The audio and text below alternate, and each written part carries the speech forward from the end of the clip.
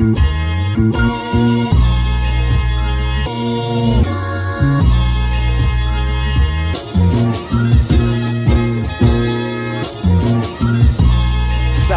2, I'm on my second lap. Slid through and killed the game, it's time to double back. From Pope pimpin' playing Who's the Mac. I put the city on my back and I'm just speaking facts. PDX Radio with your boy Big Rap. We are here with Uncle JoNH III. Uncle JoNH III, and we are also here with Psya. Psya, what's poppin' with you? Man, good. Yeah. How y'all doing today, man? Hey, how was your flight? It was good, you know, seamless. Yeah. Yeah, no issues. I'm here. It's hot here though. It's hella hot today. Yeah. So for the people that don't know anything about you, tell them a little bit about yourself real quick. Okay, well, I am from the south side of Chicago, east side to be exact. I produce, I write music, engineer. I've been dealing with this brother 20 years plus. You know, always been around and in the mix.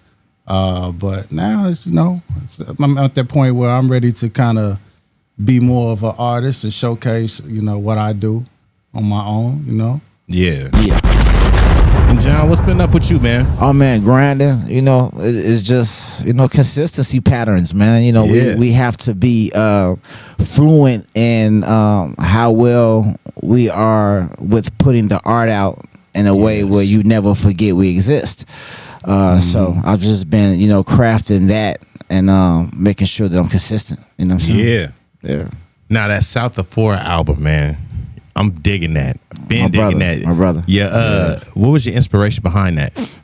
It definitely comes from me being a student and fan to blaxploitation, you know, the Outkast era, and you know, just fly stuff, you know, fly shit, stuff that makes you reminiscent of the 70s era, and you know, just when it was cool to talk slick and, you know, have pretty women and just be on some fly shit, you know what I'm saying? So Southafora represents, you know, the aura of a South Sider or Chicagoan, you know, and that's where the Southafora comes in, because it's the aura of a South Sider. And that's how we moving, man. You know, that's the series, man. Southafora III album on the way. Yep. Now your marketing approach for that was way different. Yeah. You went the route of making like individual AI stories or videos for that.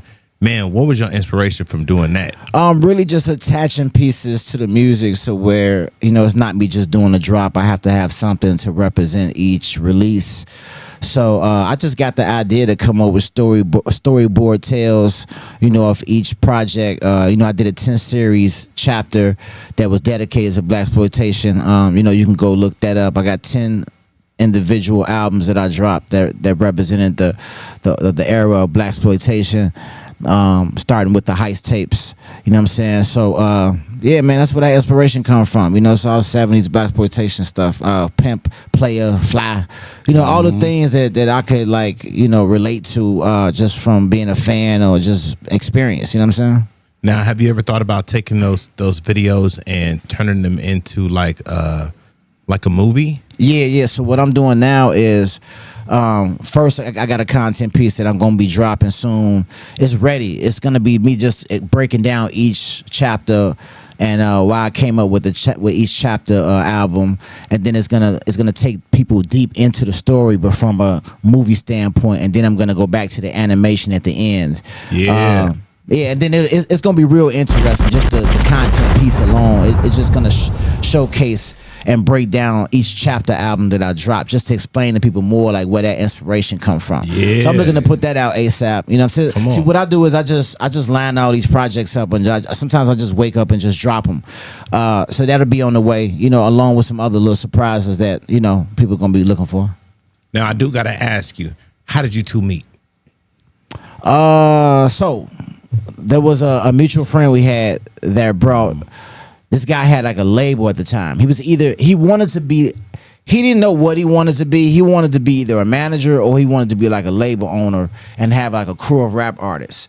So literally he brought like 12 young guys to my house one time. Like it was like 12 of them. You know what I'm saying? Like it was just all rappers and they were all moving as a unit at the time. And he happened to be one of the rappers. You know what I'm saying? I had a studio at my... Shout out to First City. Yeah. Come on. I had a studio at my mom's house, which was my bedroom, but I just turned it into the studio, and a lot of people would come there. And this is the same location where he brought all the rappers, and you know, we just had more of the connection. You know, we just bonded. You know what I mean? It worked. It was so easy, and then we just knew like the roles we play in each other's lives, not just musically, but personally too. So we've been together ever since. You know what I'm saying? Yeah, that's dope. Now, Psya, let me ask you. You're a songwriter, and you're also a music producer. Yes, sir. How did you get into music production? Believe it or not, it's been sitting in the studio with this brother while he was making beats, or some of my other friends that are producers, just watching and listening and being in the room, and then kind of having my own ideas in my head. Like when I'm hearing certain samples being chopped up and listening to how drum patterns are being made, like I can do this shit too. You know what I'm saying? Yeah. And I'm watching other great individuals around me do it, and like up close and personal. So I started taking bits and pieces of what I learned and started doing what I was doing. Yeah. And you know, over time, just got better and better at it. I was always nice with the pen, but like the production, like I love making beats too. Yeah. But you know, it's been a pleasure just to be around other great minds and watch their processes. Now, if you could describe your style for music production, how would you describe it? I'm like very soulful, like sample bass. Okay. Yeah.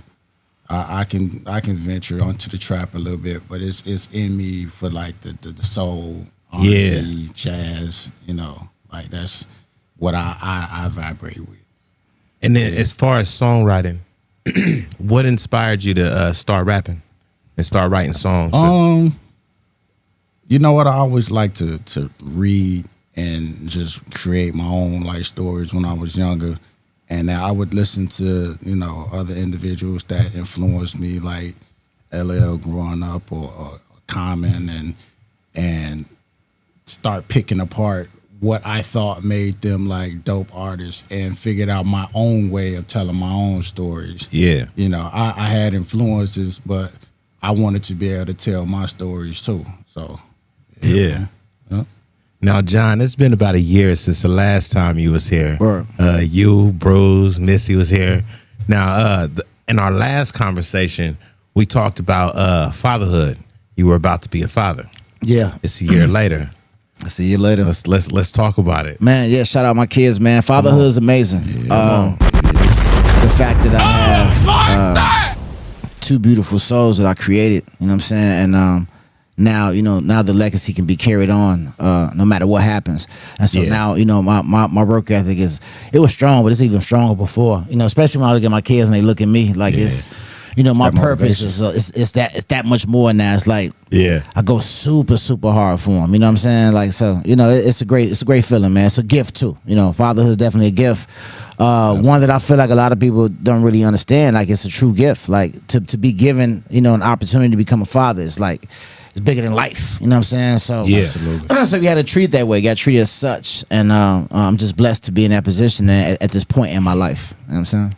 Now, how has fatherhood changed your production style, or even your workflow? It hasn't. I just steady do what I do. I like my kids be with me now. So you know, when I made Southafora 2 album, they was like right in there with me. You know what I'm saying?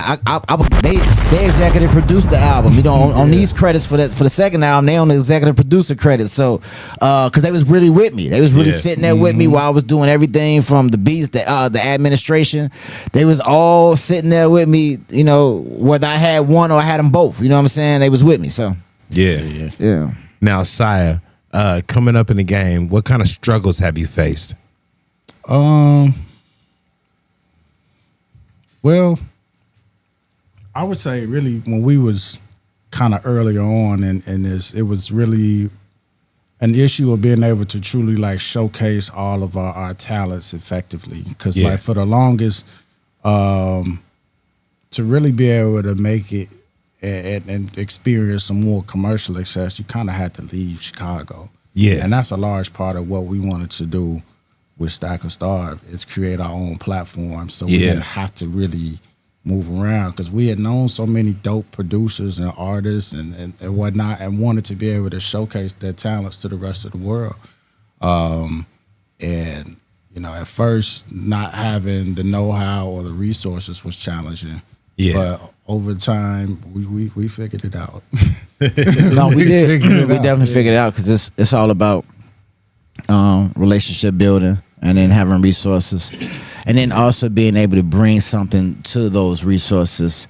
Yes. Because when you as long as you have some type of value to yourself, the other value that you blend with, you guys will do great things. Yeah. It's a struggle to not have something to offer, or someone not have something to offer you, because you never know how that's going to end up business wise or whatever, or creatively, for that matter. So yeah, that's the formula, man. Networking, collaboration. That's key. Collaboration is probably the biggest key.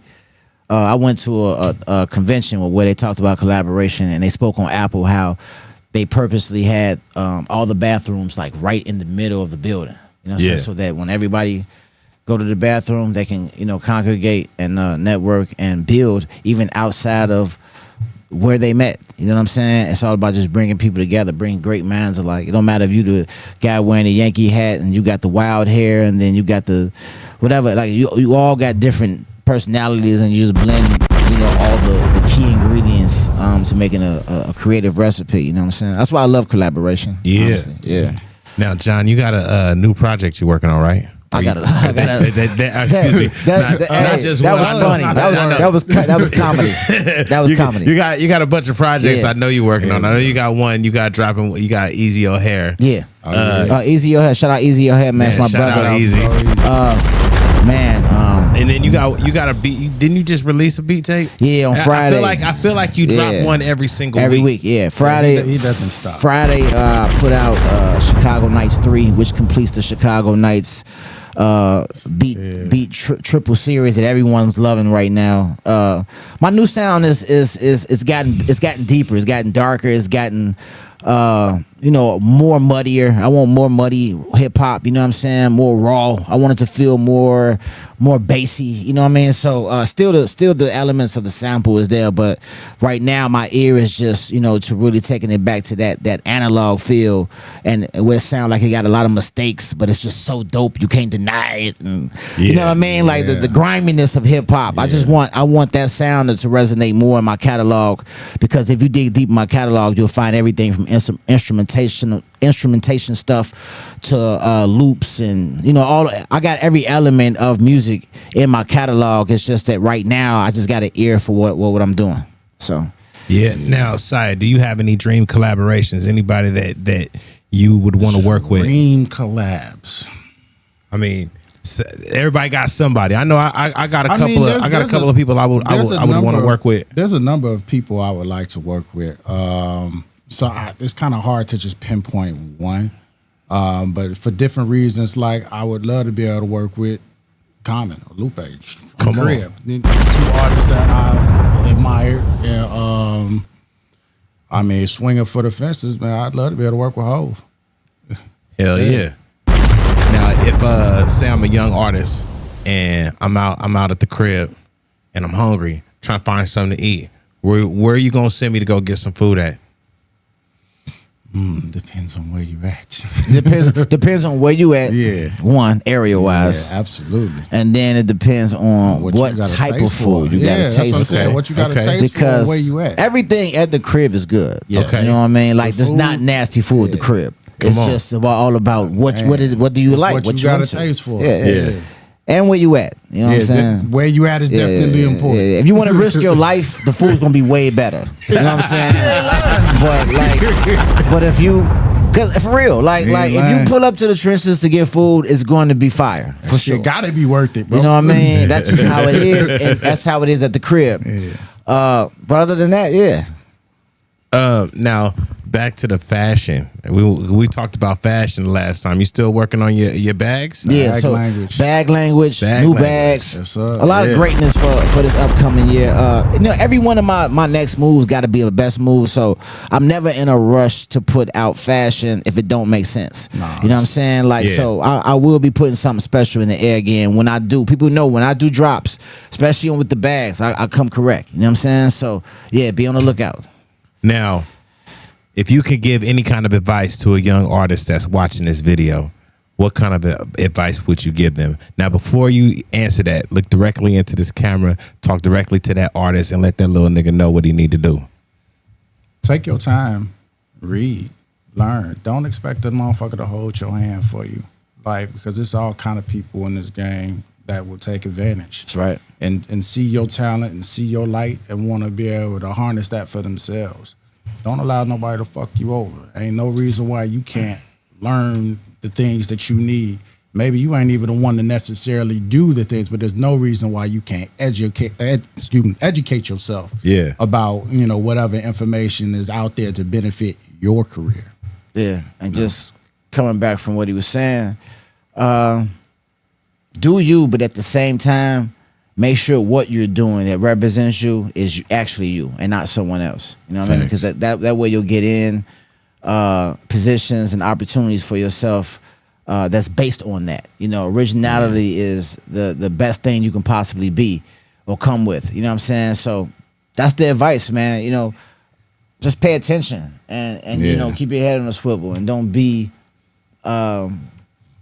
too cocky or someone who doesn't want to listen. Listening is everything. No matter how much you learn, you're still gonna want to listen even when you learn. Absolutely. And that's just the bottom line. And what kind of things have you observed since being out here in Portland as far as the hip hop scene?